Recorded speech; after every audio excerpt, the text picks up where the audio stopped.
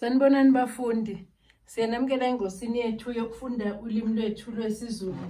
Siyabonga kakhulu isupport esiyitholayo ngokuthi nisilandele, nisubscribe, ni-like. Siyacela ukuthi nenze njalo futhi nakuwo wonke ama-videos ethu alandelayo niwashare ukuze atholwe abafundi abaningi basizakale. Isifundo sethu-ke sanamhlanje isahluko sesithupha sencwadi yethu Amanyala enyoka ebhalwe nguMandla Ndlovu. Njengoba kwakuqala uDisemba nje, izikhungo zemfundo ephakeme eziningi zazivalile. Esinye salezo zikhungo kwakuyi-Pretoria University of Technology. Phela yilapho kwakufunda khona uLindokuhle Mthethwa. Naye njengezinye izingane wayezimisele ngokuvakashela unina owayesenesikhathi amgcina. uLindo njengoba wayedume kanjalo, wayengakwazanga ngisho nokuya emshadweni kanina. Ukulungiselela izivivinyo yikho kanye okwaba imbangela yokungezi.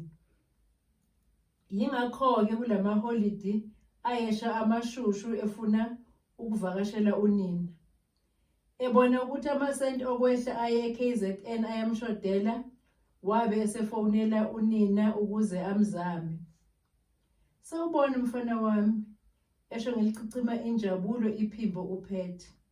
Yebo mama, ngithemba ukuthi niyaphila. Ngizoshesha ngoba imali enginayo incane.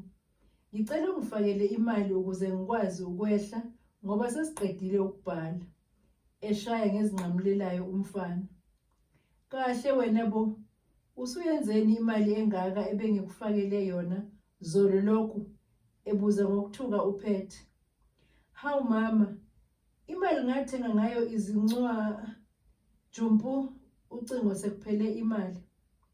Ebona ukuthi indodana yakhe isiphelelwe imali yokufona, wayifonela yena kweyakhe iselula.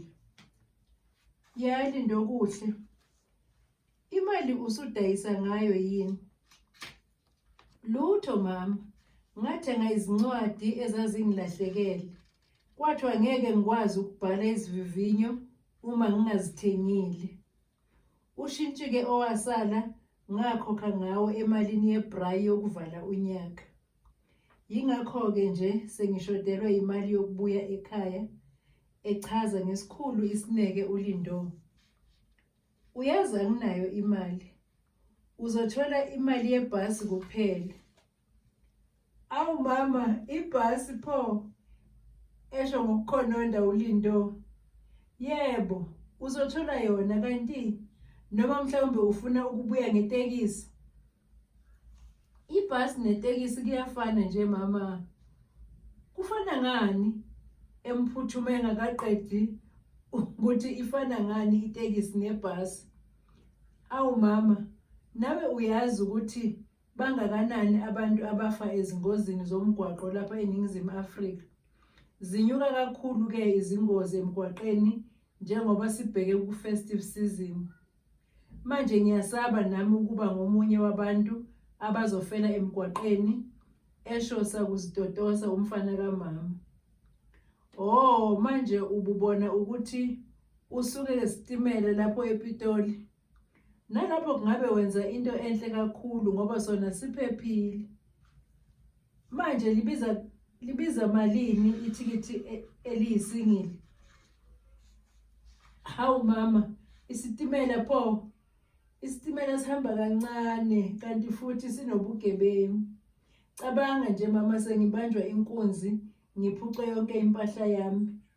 Kungcono ngingavele ngihlale kubangani bami, ngingabuyi uma kumele ngigibele isitimela, esho ngephimbo eligcwele ukuduba. Wanikina ikhanda uphethe, wafunda kwezakhe ukuthi ingane yakhe hlobo luni lwesithuthi elifuna ukusebenzisa uma seyisuka ePitoli. Nakuba wayebonile engengane, kodwa wafisa ukuzanelisa ukuthi lokho ayekucabanga kwakuyikho yini. Uthe esalungisa umbuzo ayezobuza ngawo, wabe esebuze kuqala uLindo. Kungcono ngingabuyi-ke mama ngoba nakho ukhala ngemali. Kunjani-ke lokho? Kahle Lindo ukuduba ngoba lokho angeke kuze kukusize nakancane. Manje wena ubona ukuthi ubuye ngani? Bengicela ungibhukhele i-flight mama please. Ngivele ngabona ukuthi ubheke lapho. Manje wena njalo nje uma usuka lapho ePitoli usufuna ukundiza. Even last year wenza okufanayo. Uyakhumbula? Wathi ukuhleka kancane uLindo esezwa ukuthi uyathamba unina. Kulungile ngizokubhukhela ibhanoyi ebese ngikuthumelela imininingwane yethikithi nge-email. Ucabanga ukubuya nini-ke? Ngicela ukufika ngempela sonto mama. Yona lena esiya kuyo. Okunye-ke mama ngicela ungibhukhele ibhanoyi eliza lapho eMaritzburg. Sengijahe kabi ukubona ubaba wami omusha esho ngephimbo elizwakalayo nje ukuthi linokwenama. Hawu kanti awuyi ekhaya eFree State? Uyazi mina bengithi uzoya khona ngoba mina ngizobe ngingekho lapha eMbali ngempela sonto. Kune-conference engizobe ngikuyo eCape Town isonto lonke. Ezwakala nje ukuthi akayizwa kahle ekaLindo ukuthi eze eMgungundlovu. Khulileka mama, mina nobaba wami omusha sizohlalisana sibambisane njengamadoda uze ubuye eKapa lodumo. Sengiyoze ngimbone mina face to face ngoba izithombe zomshado ngazilinda kodwa wagcina ungazithumelanga esho ngephimbo eligcwele injabulo. Ingxoxo ayibanga yisaba yinde neze kunina nendodana. Ukuzwa nje kukaPet ukuthi uLindo ufuna ukuza eMbali kwamenza wagula emoyeni. Lokho wakubona kumandisela izinkinga ayevele ebhekene nazo kwakhe. Ukuxabana kwakhe noSindi bebanga indaba yokuba nezimfihlo. Wakubona kusamphinda kuLindo. Wathi uma ecabanga ukuthi kwakuzomphatha kanjani uLindo ukuthi yena engunina wakhe ushade nomunye umuntu wesifazane, wazizwa ephelelwa ngamandla. Wazizwa ecobeka uPet esebona nje ukuthi uzoxabana noSindi umkakhe aphinde axabane noLindo indodana yakhe. Nakuba wayazi kahle hle uPet ukuthi yayizogcina ivelile le ndaba yakhe noSindi uLindo, kodwa wayengazitsheli ukuthi yayizovela esexabene noSindi. Wasuka endlini yokuphumula uSindi washaya kancane eseyocambalala ekameleni lakhe ayesenezinsukwana elala yedwa kulo njengoba uSindi wayengasayingeni yokulala noPet kulo. uSindi wayesezilalela yedwa ekameleni lezivakashi. Wathi efika nje ekameleni lakhe uPet wayezijwiba embhedeni. Ukube kwakungumbhede ongaqinile cishe wawuzonqamuka phakathi. Wazijikijela kuwo wathi nyaka kodwa washeshe wayeka ukunyakaza njengoba wawuyingqovungqovu. Walala wabheka phezulu okumuntu okwakungathi ufunda isisombululo sezinkinga ezazimkhungethe ophahleni. Yaqala ukujula ingqondo yakhe ithatha ibeka yakha ibhidliza. Waqala wathungatha isu ayezovimba ngalo uLindo ukuthi angezi eMbali. Kwafika isu lokuthi amtshele uLindo ukuthi bazobe bengekho bobabili nobaba wakhe omusha.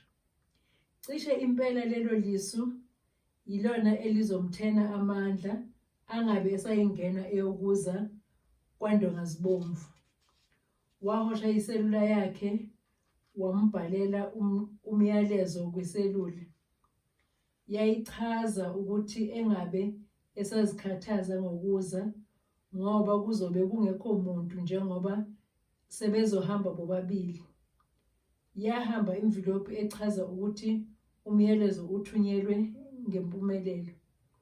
Uthe esecabanga ukuthi engabe izothini impendulo kaLindo, yabe isikhalile iselula yakhe ibika khona belu ukuthi kukhona umyalezo ongenayo. Wayithi hlwi ukuze abone ukuthi kungabe impendulo izokwazi yini ukumthoba inhliziyo. Khululeka mama, okusho ukuthi nizoba nenhlanhla yokuthola umuntu ozokwazi ukunigadela umuzi. Ngizofika impela ukuze ngibe yiso ngesikhathi ningekho. Wajabha uPet ezwa lowo myalezo. Wacimeza, wazimboza ubuso ngezandla ezibambe yona iselula. Pho ngizoyenza njani le ndaba bakithi? Mhlawumbe kungcono ngivele ngimtshele kuqala ukuthi sengiphila inhloboni yempilo. Uma ngivakashisa uSindi engakabibikho lapha ekhaya kunganjani? Kulungile cishe ukuhamba kwami, yikhona okuzokwenza izinto zibe lula zizenzekelele zona. Wayezibuza buthule uPet kodwa izimpendulo zingaziveze engqondweni yakhe. Wazigcina ecabanga kanjalo waze wazunywa ubuthongo obamnyonyobela engalindele, wazumeka zwi. uSindi wayesephila impilo yokunyukubala uma ephambi kukaPet.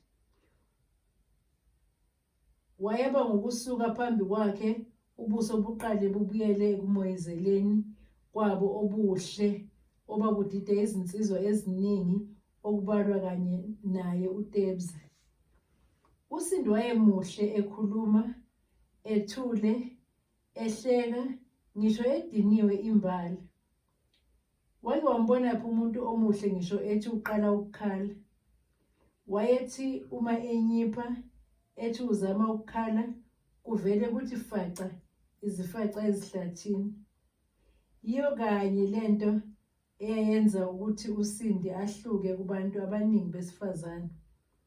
Ukwazi kwakhe izinto ezisezitayeleni nokukwazi ukukhuluma izilimi ezevile kweziyisihlanu, yikho futhi okwakumenza abe nogazi kubantu abaningi. Ngaleyo mini wayezihlalela yedwa emzini wabo eMbali, ephethe iselula yakhe enkulukazi kodwa iwucwephe elokhu eyicofoza. Wayezizwa ekhululekile njengoba wayesele yedwa uPet engekho esemsebenzini.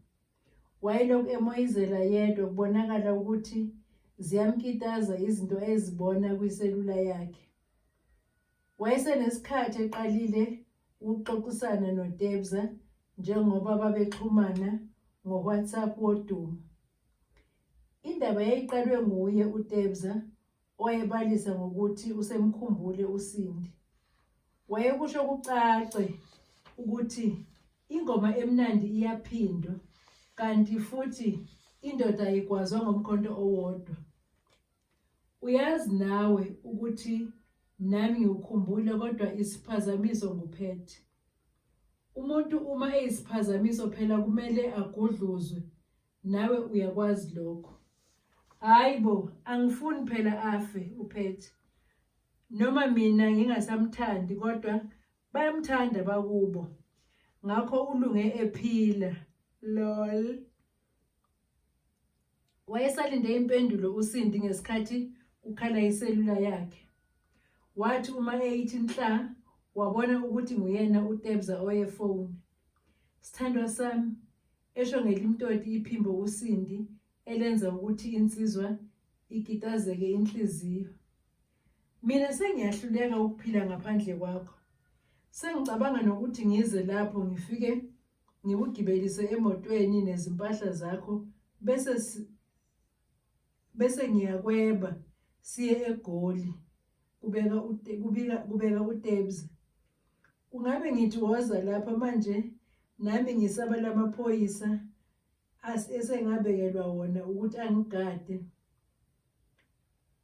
Uyahlanya lo sisibhuti wakho, uhlanya nabo omakhelwane labo asebaqashwa ukuthi babe ngonogada. Uma ngiza lapho bengibona Uzokwenzani usisibhuti? Ebuza ngeligcwele inkani uTebza. Usengangibulala manje. Ngiyafa mina yisibhaqu lapha endlini. Kubabaza uTebza. Uyedelela lo muntu madoda. Ulinikwa ubani nje ilungelo lokubeka isandla? Kona-ke ikuphi nje indawo emzimbeni wakho yokushaywa? Usavela kuphi nje umuntu oshaya umuntu wesifazane kulesi sikhathi samanje? Uyazi uyangidina mani, wanxapha into engapheli uTebza. Awu, angeke kukusize ngalutho ukudinwa kwakho Tebza. Ngazifaka kulo mshado mbumbulu, esho ngeseliphelelwe yithemba. Awumfaki ngani amaphoyisa lo muntu wakho ukuze aphaphame? Amaphoyisa my love, angiwacabangi. Angisazikhathazi mina ngokulokhu ngibikela amaphoyisa uma ngishaywe nguPhethe. Uma ngeke ngawabikela ngigcina sengiyinhlekisa futhi sengihlukumezeke kakhulu. Avele angibuze emehlweni ukuthi mina ngangishadelani nomunye umuntu wesifazane nami ngingowesifazane. Loyo mbuzo uvele ungicike ngoba suke bebuza into engeke isakwazi ukubuyela emuva, esho ngeze lidabukisayo. Shiya-ke indaba yalawo maphoyisa. Mina ngizokuxhumanisa namaphoyisa angabangani bami. Uma nje uvuma ngizobathinta bahlale phezu kwakhe uPhethe Ndini, egcizelela ngelinomfutho uTebza. Wena nabangani abangamaphoyisa eMaritzburg, wazela kuphi amaphoyisa ase-KZN? Ebuza ngokumangala uSindi. Wena ucabanga ukuthi ngiyinto yokudlala? Mina nginabangani bami abangabaseshi.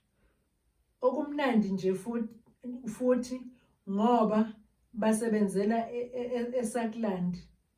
Uyazi eSutherland? Wadideka-ke manje uSindi esezwa kukhulunywa ngendawo angayazi, kanti wayezitshela ukuthi izindawo zaseMaritzburg uzazi kangcono kunoTebza owayengumafikizolo khona. Namanje ngisasho ukuthi angeke uphike nami. eSutherland isePlesislar, isiteshi samaphoyisa esisebenzela khona lapho eMbali. Ngikhululeke sithandwa sami, ngibathumele abaseshi bami. Wavuma uSindi ukuthi abathunyelwe abaseshi ukuze baluleke uPhethe ukuthi angaphinde ashaye uSindi. Zaqhubeka-ke izithandani zikhuluma kamnandi ngothando lwazo olwaseluqale phansi. Bakhuluma kamnandi baze baphazanyiswa ukufika kwemoto kaPhethe. Wathi esivala isicabha semoto uPhethe wayeyivala iselula yakhe uSindi. Kwase kusele usuku olulodwa vo ukuba kufike uLindo. Nakuba kunjalo uPhethe wayengazange azikhathaze nhlobo ngokutshela uSindi ngendodana yakhe eyayizofika ngoMgqibelo. Wayeziqinisa ngokuthi konke kuyokwenzeka engasekho, njengoba naye wayezohamba aye eKapa ngesonto.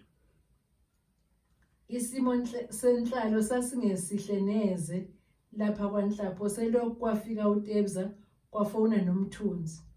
Zombili izintokazi lezi zazifihlelana amaqiniso.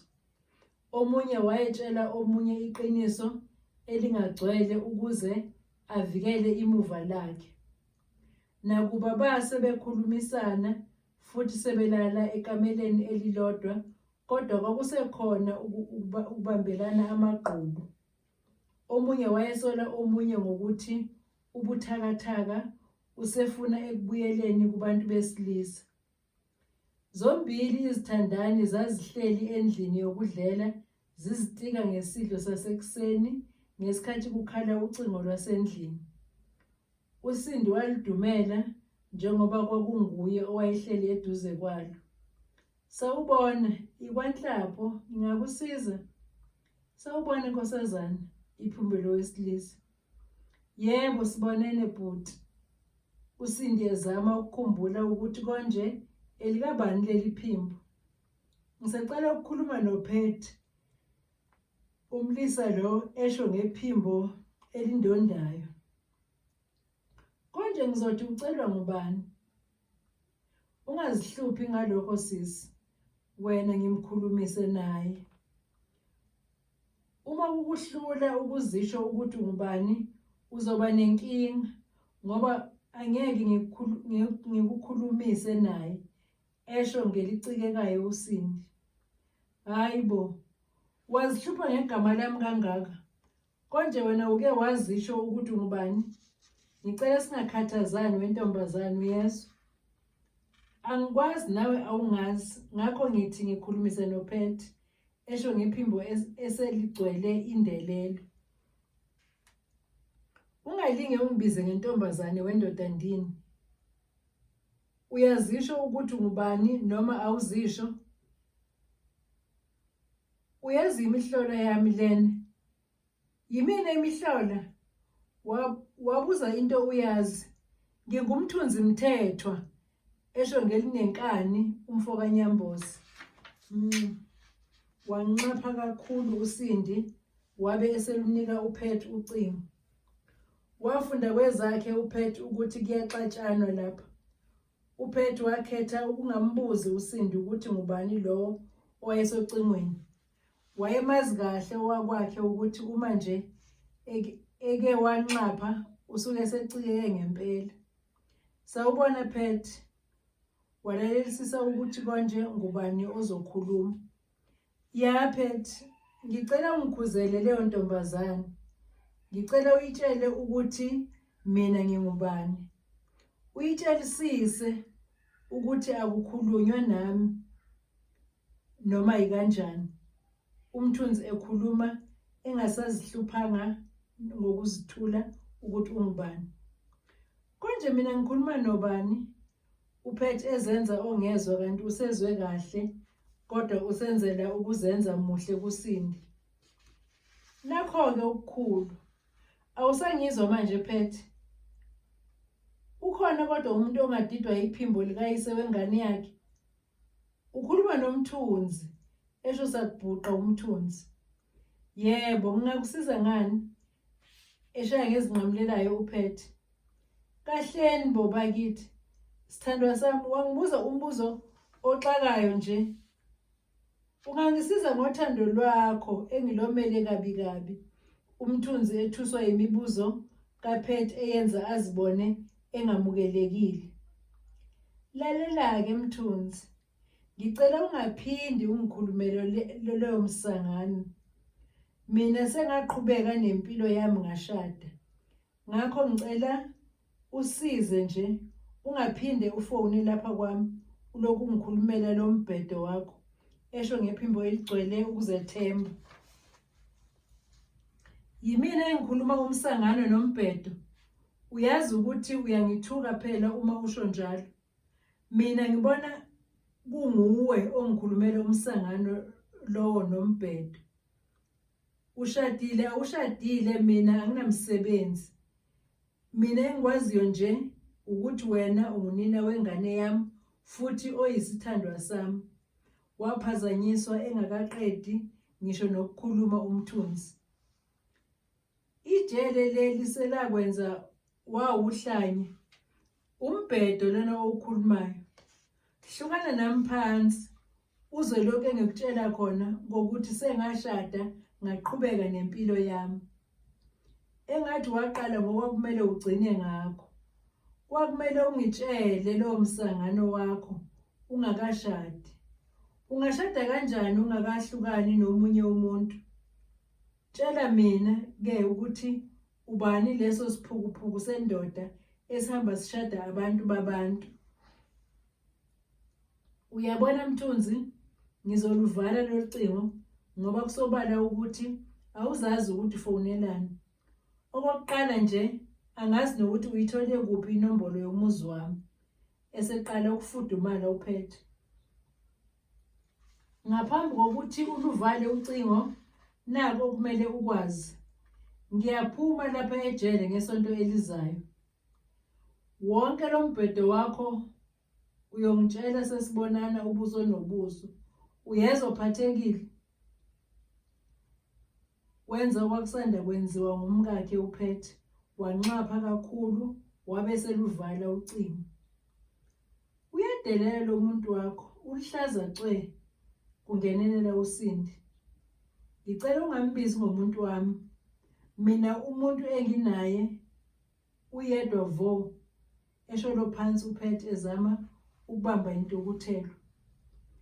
Mina ngisho phela into ayisho kimina ngelinye ilanga. Wangitshela emehlweni ukuthi wena uyisithandwa sakhe, esho eneka izandla uSindi. Uyagula lo muntu uSindi. Ngiyabona ukuthi ukuhlala kwakhe ejele sekumenze waphanjanelwa ingqondo. Ngakho ngicela singaxatshaniswa nguyena njengoba kwake kwenzeka. Ezicelela uPhethe ngephimbo elinesizotha. Wavele wazithulela nje uSindi, waqhubeka nokudla kwakhe. Okunyeke sithandwa sami, sizoba nesivakashi kusasa. Isivakashi, ebuzisisa uSindi. Yebo, isivakashi my love. Kusasa kuzofika uLindo kuhle, umfana wami lona esake sathi ukukhuluma ngaye ezinsukwini ezidlule. Ucelile impela ukuthi ufisa ukuba nathi, esho ngephimbo eligcwele ukuzotha. Hayi ngiyezwa. Yena esho ngeliphansi elinokumangala. Waqhubeka-ke uPhethe ebuza kuSindi ukuthi kungabe kumele bamutshele yini uLindo ukuthi bangabashadikazi. Uthe nje engakaligwinyi uPhethe wabe esengenelele uSindi ngolaka wathi, uma ungamtsheli uzothi mina ngiyini nawe? Cha, bengibuza nje sithandwa sami ukuthi phela nawe uyazi ukuthi izingane zanamuhla azizwisisi lempilo ephilwa yithina. Zigcina sezinezinkonondo eziningi. Manje uthini wena sithandwa sami? Uyazi ngithola ukumangala Phethe. Kanti wawushadelani nami uma kungukuthi uzobuye ube namahloni ngami? Lo mbuzo ongibuza wona akumele nhlobo nje ukube ungibuza wona. Waqala ukufudumala manje uSindi. Kahle ngolaka Sindi. Mina empeleni anginankinga kodwa bengithi angibuze wena ngoba mhlawumbe uzoba namahloni ukuthi ushade nami. Mina nginankinga, angisabi lutho. Eqamba lihlaza cweyamanga. Wathula uSindi wayeka nokudla kodwa waqolozela uPhethe ngqo emehlweni. Wayebonakala nje ukuthi ujule kakhulu ngemicabango. Imicabango yakhe waphetha ngokuthi ayinqamule ngokuthi abhekise kuPhethe athi, njengoba uLindo ethi mama kuwe, uzothini-ke kumina? Eyi, yagqirha indoda. Kunzinyana-ke futhi lokho. Wena ubona kanjani? Kufanele athini ngempela kuwe? Ngibuza wena ngoba nami ngingazi. Lokho-ke ngikushiyela kuwena ukuthi ukucabangisise kahle. Okunye okungixakayo ukuthi kuzofika uLindo lowo ngomgqibelo, wena ngesonto uvuke uhambe. Kuzolunga lokho ukuthi ungishiye nomuntu engizobe ngingakamejwayeli? Wangingiza uPhethe esho khona ukuthi uke wazama ukumvimba uLindo kodwa wathi uzoza ngoba akakwazanga ukuza emshadweni wethu. Kuthe kusenjalo besadingida indaba kaLindo yakhala iselula kaPhethe. Yebo sawubona. Ya Phethe, unjani? Izwi kaKapteni. Awu yebo Kapteni, ngiyaphila. Esho ngephimbo eselilolongekile. Izinkinga ziyanda lapha kuwe kunokuthi zinciphe. Usumshayelani-ke manje loyo sisi ohlala naye lapho? engasazihluphanga ngokuthi asho ukuthi uyaphila yini yena. Mina kapteni, hayi angizange ngimshaye kulezi zinsuku. Kodwa wake wamshaya. Kudala into eyenzeka kudala leyo. Ukuvulela icala-ke. Khumbula phela ukuthi icala liboli. Ngisho ukuthi wamshaya eminyakeni emihlanu eyadlule. Uyazi wena uzoboshwa. Tshela mina, imali kaThiza usuwayikhokha? Imali yami eyasala mzukwane ngikusiza uboshiwe usuwayikhokha? Lona uthando engalucela kuwe usuwanginika? Uyazibona izikweleti zakho ukuthi ziningi kanjani?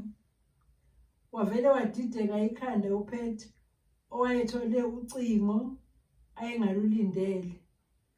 Ucingo lolo lwaluza nemibuzo ayeyithola inzima ukuyiphendula. Lena eminye imibuzo wayengayiphendula kodwa lona wothando wawuthola unzima. Wayengakhuluma kanjani nje kodwa ngezindaba zothando phambi kaSindi. Lokho kwakungasho ukuthi uyiqala phansi ingxabano eyayisibukeka ixazululeka. Wayesadideke kanjalo ngesikhathi eqhubeka ukapteni ethi, uyabona Pet, uma ungakuthandi ukusizakala yisho phela. Umuntu ohluphekile lapha nguwena, hayi mina. Khona manje lo muntu owamlumisa ngezinja naye ufuna isinxephezelo. Uyalibona utelatiya osungene kulona? Ngiyabona, esho egwajaza. Ngizokwenzela izinto zibe lula ngoba ngiyakuthanda. Indaba yemali ongikweleta yona ngizoyiyeka. Awu, ngiyabonga kapteni. Waphazanyiswa ukungaqedi uphethe. Ungasheshe ubonge ungakezwa. Akumele futhi kubonge wena kuphela, kodwa nami kuzomele ungenze ngibonge. Into engiyicela kuwena njengamanje uthando qha. Imali yami nemali yendoda owayesasazela ngenja khohlwa yiyona. Ngizokuncengela endodeni ngoba ngayibona ukuthi izilungele futhi iyakholwa. Usangizwa kodwa Pet? Wabe usuthula kangaka? Ngiyezwa kapteni, into nje angifuni ukukuphazamisa. Ngizwa kahle, esho lumbulala uvalo. Wena nje kumele ukhokhe imali kaThiza ngoba naye uyabelesela ngemali yakhe omkweleta yona. Indaba yaleyo ntombazane ohlala nayo lapho ngizobona ukuthi ngiyilungisa kanjani.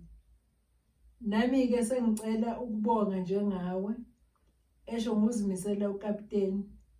Konje ubonge ngani kapteni? Nakho-ke okukhulu madoda. IsiZulu sisho kahle phela ukuthi ocelayo uyaphiwa. Ngiqeda ukucela uthando kuwe manje nje, kodwa usulibele. Wazi kahle ukuthi ngikuthanda kanjani Pet. Ngakho ngicela unginikeze engikucelayo ukuze nami ngibonge njengawe. Elalisa ulimi. Wahla kancane uPet ngaphambi kokuthi athi, hayi namuhla, ngicela ukuthi kube yimina engikufonelayo khona namuhla. Kulungile, ngiyavuma. Kuphela nje uma uzokwazi ukuthi ungenze ngibonge. Uyathembisa angithi? Hawu, khululeka kuzoba njalo nje. Eshaya ngezimfuphi uPet. Lokho kwabo ukuvalelisana kwabo. Naye ukapteni Ndini wayesefunde kwezakhe ukuthi cishe uPet uhleli eduze kwakhe kwale ntombazane athandana naye. Ubanike lona osukhuluma isikhathi eside kangaka naye? Yilo kapteni owayelapha ekhaya eze ngecala lomuntu owalunywa nguScorpion. Ungitshela ukuthi ukuthi ungivulele icala. Washo wabheka uSindi ngamehlo acela uxolo. Ngicela siyiyeke leyo, izolungiswa yimina. Manje uthini pho lo kapteni?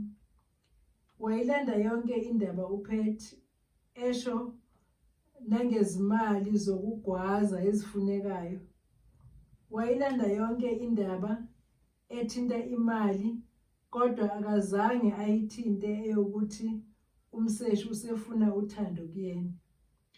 Wayebona ukuthi uma nje eke wayithinta leyo, kuyofana nokuthi uzidonsela amanzi ngomsele. Wathi esethi uqhubeka nokudla kwakhe, wakuthola sekubanda. Njengoba ingqondo yakhe wayezizwa idungekile nje, waqonda ekhabetheni, wathatha ugologo obizayo, iJohnnie Walker Double Black Label, wathela isitifu, wasiphuza sinjalo singadeshiwe. Ngisaya kocambalala, uPet wayebhekise kuSindi, naye owayeseqeda ukudla. Wathi efulathela eyosithela ekameleni, wayemoyizela yedwa uSindi, ebona nje ukuthi usekususile lokho uTebza. Siphela lapho-ke isahluko sesithupha bafundi. Sicela nilaleleke futhi isahluko esilandelayo sesikhombisa esifundweni sethu esizayo. Nisale kahle bafundi.